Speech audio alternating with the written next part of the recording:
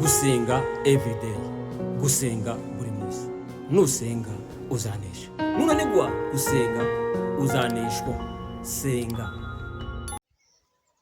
Reka ndagusuhuza nshuti ya gusenga everyday, nizera kuri amahoro. Imana iguha umugisha nshuti za gusenga everyday. Nkuko mu bisanzwe muri kumwe na jewe Manirakiza Edouard, tubahaye kaze kuri channel gusenga everyday. Nshuti zacu ziri mu Rwanda, abari Burundi, abari muri Afrika mwumva ikirundi n'ikinyarwanda, abari muri Aziya tubabwira ngo kaze kuri channel gusenga everyday. Turabakunda. Abantu muri Europe turabakunda cyane kuko mudukunda, muri inshuti zakadasohoka. Abantu muri Amerika, amajaruguru n'amajepfo, tubabwira ngo Imana ibahe umugisha guhitamo gusenga everyday. Abantu muri Australia mudukurikirana kuri channel ya gusenga everyday, tubabwira ngo Imana ibahe umugisha. Nkuko ubona kuri kamera ya gusenga everyday, turi kumwe na Dogiteri Pasiteri Mazi Birego. Uraho Dogiteri? Komere. Mumeze mute? Ribazima. Imana iguha umugisha cyane. Tukwakira kuri channel gusenga everyday, kunyigisho nziza urimwo ugezaho abantu, inyigisho ivuga ku nzozi n'amashusho. Kazi turebe igitabo cy'ibyahishuwe, ibice ni 2 umurongo wa 18 turageza kwa 23 twumva uko hatubwira. Ibyahishuwe 2 umurongo wa 18 kugeza 23 haravuga hati: wandikire marayika w'itorero ry'Ituwatire uti, umwana w'Imana ufite amaso asa n'ibirimi by'umuriro n'ibirenge bye bigasa n'umuringa w'umuteke, aravuga aya magambo ati: nzi imirimo yawe n'urukundo rwawe no kwizera kwawe no kugabura kwawe no kwihangana kwawe, n'uburyo imirimo yawe ya nyuma iruta iya mbere kuba myinshi. Nyamara mfite icyo nkugaya, ukundira urya mugore Yezebeli wiyita umuhanuzikazi, akigisha imbata zanje akaziyobya kugira ngo zisambane kandi zirye intonorano. Icyakora namuhaye uburyo bwo kwihana, ariko ntiyashaka kwihana ubusambanyi bwe. Dore nzamugusha ku buriri, mutezane amakuba menshi n'abasambane be nibatihana imirimo yabo mibi, kandi n'abana be nzabicisha urupfu. Amatorero yose amenye ko ari nje urondora ubwenge n'imitima, kandi ko nzitura umuntu wese wo muri mwe ibikwiriye ibyo yakoze. Turakomeza, turacari ku gice cya 2 cy'ubusobanuro bw'amashusho mu nzira z'itumanaho. Ibyo twaganiriye ku mashusho, twaganiriye ku ntare, twaganiriye ku farashi, twaganiriye ku mbwa, twaganiriye ku musozi. None tugiye gukurikizaho umugore. Mu Baefeso igice cya 5 umurongo wa 22 kugeza 25 haravuga ngo, bagore mugandukire abagabo banyu nk'uko bikwiriye abari mu mwami Yesu Kristo. Ariko kandi akongera akavuga ngo, namwe bagabo mukunde abagore banyu nk'uko Kristo yakunze itorero akaryitangira. Umugore rero ni itorero. Ariko iyo umugore aje mu ishusho yo mu nzozi, cyangwa kubonekerwa, cyangwa kwerekwa, cyangwa guhishurirwa, abashushanya itorero, ariko ishusho y'itorero itaragaragara neza. Hariya tubonye umugore Yezebeli, tubonye umugore ugandukira umugabo we. Hariya mu Baefeso umugore rero ni itorero. Kristo rero ni umutwe w'itorero, narizo mpamvu umugabo nawe ari umutwe w'umugore we. Noneho rero ku mugore wa mbere turavuga ku mukobwa. Hariya mu maganya ya Yeremiya ibice 4 umurongo wa 3 havuga ko umukobwa w'i Siyoni yabaye inkazi nk'inyoni z'imbudi. Umukobwa ni itorero ryemera Yesu Kristo, ariko rikorana agasuzuguro, rititeguye kumusanganira, baryita umukobwa. Umukobwa ushinze izosi, nk'uko bavuze ngo itorero ry'Ituwatire ni itorero ry'agasuzuguro rigendera ku mihango. Iyo mihango rero ni imihango ihabanye n'ubutumwa bwiza twahawe. Umukobwa ni itorero ry'agasuzuguro. Noneho rero umukobwa ashobora kuba umwari.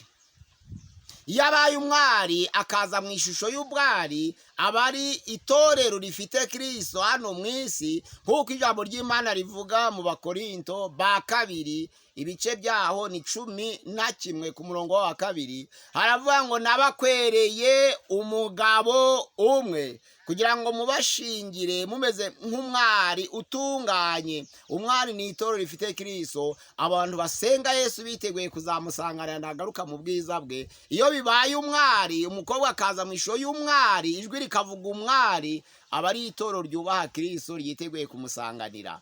Noneho rero rya torero rishobora kuba umugore ariko rigahinduka maraya. Twumvise Yezebeli yari umusidoniyakazi, yaza gushingirwa umwami w'Isirayeli witwa Ahabu.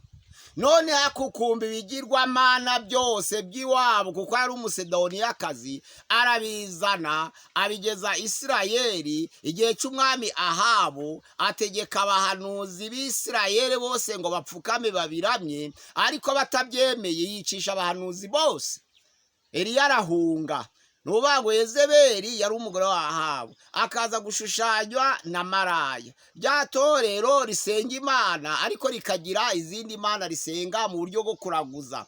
Umukristo rero usenga Imana ariko akifashisha izindi mbaraga mu buryo bwo gusubiza ibibazo bye, aja mu bapfumu, uwo nguwo abashushanya n'itora ariko ryahindutse maraya. Kuba maraya kw'itorero ni ugusenga Yesu ukongera ukaramya ibigirwamana, niko kuba maraya. Ubwo rero itorero rishobora kuba rije ari umugore ariko ririho umukobwa, rikabaho umwari, rikabaho maraya. Uwo maraya Yezebeli rero wigishije imbata z'Imana gusambana. Ijambo ry'Imana rivuga ngo nzamutsinda ku buriri mutezanya amakuba n'abasambane be. Abo basambane be ntabwo ari abasambanaga nawe ku mubiri, ahubwo ni abamuherekezaga kuramya ibigirwamana bye. Umugore rero ashobora gushushanya maraya. Ariko noneho ku ngingo ya 4 umugore ashushanya umugeni, nk'uko ijambo ry'Imana rivuga mu Byahishuwe ibice ni 19 ku murongo wa 7, haravuga ngo mwishime munezerwe, kuko ubukwe bw'umwana w'intama busohoye kandi umugeni akaba yiteguye. Ijambo ry'Imana rivuga ngo azambara imyenda y'igitare, ayizaba ishushanya imirimo yo gukiranuka azaba baranesheje gusa. Umugeni ni itorero, ya mitima y'abera iboneka mu matorero yose yemera Kristo Yesu, ikaba itunganiye Imana. Niryo bita itorero ryo mu mutima, itorero rihishwe rigiye kuzasanganira Kristo agarutse mu bwiza bwe, niryo bashushanya n'umugeni. Ubwo itorero rero ririmo ibice 4 by'abagore.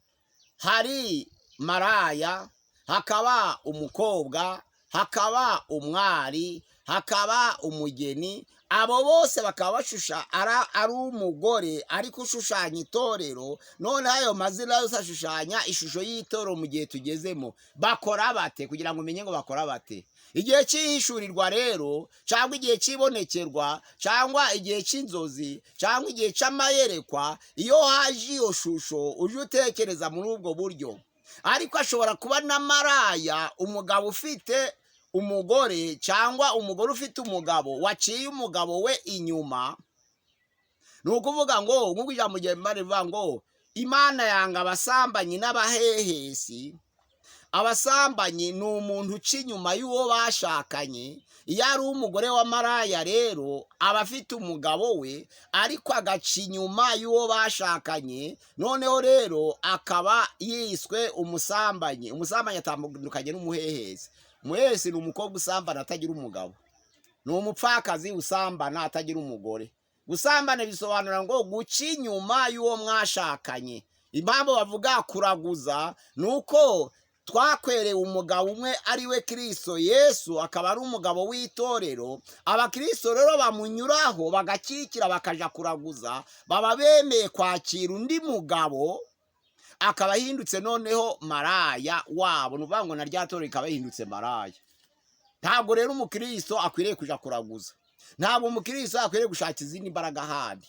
Ntabwo umukristo akwiriye kuja mu bapfumu. Ahubwo umukristo akwiriye gushakira imbaraga n'ibisubizo ku mugabo we ari we Kristo Yesu. Ijambo rya 2 tugiye kureba iyo usinziriye. uba ugiye kuja mu nzozi, cyangwa iyo ushizweyo ukabonekerwa uba ugiye kugira ibyo ubona biturutse ku Mana, cyangwa se iyo ushizweyo ukaba ugiye kwerekwa cyangwa ukaba ugiye guhishurirwa. Hakaza igiti kikaza kigahagarara imbere kirumbaje gifite amashami. Muri Mariko igice cya 11 umurongo wa 12 igiti cyari kirumbaje, ariko Yesu akitegereje arakireba, yarashonje atekereza ko yakibona icyo guhembura ubu inzara, aragisanganira. Kigeze aracitegereza asanga ni ukurumbaza gusa, asanga ni amababi gusa, asanga ni amasheme gusa. Yesu arakivuma aravuga ngo iteka ryose umuntu ntakazarye ku mbuto zawe. Igiti rero gishobora gushushanya umukristo uri mu itorero utagira imirimo, ariko usomye muri Daniyeli 4 igiti gishobora gushushanya ubwibone. Ubwibone iyo gikuze kikaba kirekire kigahagarara imbere ukakibona mu nzori no muyerekwa, gishushanya ubwibone. Ariko igiti hariya muri Daniyeli 4 gishobora no gusobanura noneho umuntu utagira imbabazi, umuntu utagira impuhwe ni igiti. Muri Yohana 15 rero iyo igiti gishushanyije umuzabibu, umuzabibu ni Kristo Yesu, ariko iyo hari imbuto bishushanya abakristo mu itorero bakora imirimo myiza, akaba ari ihinduka imbuto zabo. Abakristo mbese bagira imirimo myiza mu itorero ntibashushanya n'igiti cyera imbuto. Ubwo rero urumva igiti gishushanya ubwibone, igiti gishushanya kutagira impuhwe za kiremwa muntu, igiti gishushanya kutagira imirimo myiza mu itorero, ariko kikongera kigashushanya gukora imirimo myiza iyo ceze imbuto. Uburyo rero waceretswemo bituruka uburyo cajemo. Iyo kije muri ubwo buryo ubaza Imana ukabwira Imana uti Imana haje ishusho y'igiti, ariko ishushanya byinshi, none mpitiramo ubusobanuro, hakaba noneho guhishurirwa cyangwa kubonekerwa cyangwa kwereka ubwa kabiri, kugira ngo uzaze kumenya inkomoko n'insinzi y'icyo giti icyo ari cyo, umugambi wacu. Imana igushakaho iki? Tugiye kureba noneho ushobora no kuba usinziriye ukabona ibuye. Icyo gihe biba bibaye mu gihe cyo kurota, ariko ushobora no kuryere kuri muri bisi ibuye. Ibuye rero rishushanya ubutunzi. Ibuye rishobora gushushanya noneho icyubahiro, ariko ibuye rikongera rigashushanya Kristo Yesu.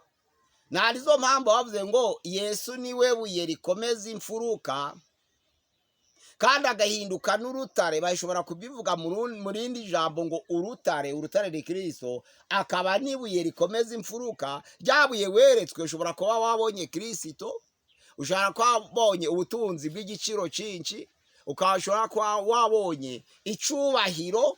Ni ukuvuga ngo ibuye rishushanya ibyo bintu uko ari bitatu. Ibuye rero iyo kije mu nzozi usaba Imana, kuko gisobanura mu buryo bwinshi, ukabaza uti Mana, iki kintu kije mu nzozi kirashushanya iki?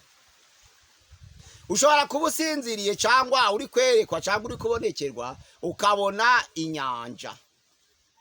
Iyo ubonye inyanja ibisobanura abantu benshi.